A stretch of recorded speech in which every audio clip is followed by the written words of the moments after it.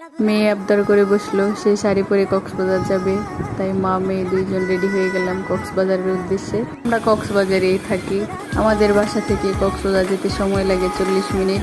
এই যে আমরা গাড়িতে উঠে পড়লাম, গল্প করতে করতেই কক্সবাজার চলে আসলাম। এই যে সবার পছন্দের ডলফিন মোড়ে চলে আসলাম। Welcome to Cox's Bazar. আজকে আমরা চলে যাব লাবণী বিচে। এই অনুভূতিটা অন্যরকম, প্রিয়জন নিয়ে কক্সবাজারে সময় কাটাবো। এরপর আমরা নেমে পড়লাম, হেঁটে হেঁটে যাচ্ছি সমুদ্রের উদ্দেশ্যে।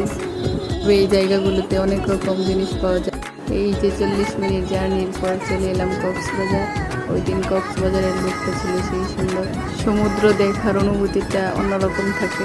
এখানে গেলে সত্যি নিজেকে ধরে রাখা যায় না, কখন পানিতে নামবো কখন নামবো সেই অপেক্ষায় থাকে আমরা। প্রিয়জনকে নিয়ে সমুদ্র দেখার এক আকাশ পরিমাণ ইচ্ছে ছিল, তাও পূরণ হয়ে গেল। আমার মেয়েকে তো সমুদ্রের কাছে নিয়ে আসলে আর ধরে রাখাই যায় না, সে কখন পানিতে নামবে সেই অপেক্ষায় থাকে বারবার। আজকে আমরা তিনজনেই ভিজবো, ভিজার উদ্দেশ্যে বের হয়েছি বাসা থেকে। এই যে আমার মেয়ে নেমে পড়লো তার বাবার সাথে, তবে মেয়েকে একা নেমেছে, মেয়ের মাও সাথে নেমেছে। কি আর করবো, নিজেকেও তো ধরে রাখা যায় না, তাই মা মেয়ে দুইজনে মিলেই দৌড় দিলাম এই সমুদ্রের উদ্দেশ্যে।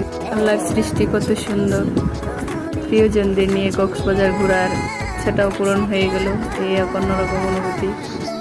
সবাই দেখুন বাবা মেয়ের কি পরিস্থিতি, দুইজনে শুয়ে শুয়ে ভিজতেছে, ভিজতে ভিজতে একদম ক্লান্ত হয়ে গেছে, এখন শুয়ে শুয়ে ভিজতেছে।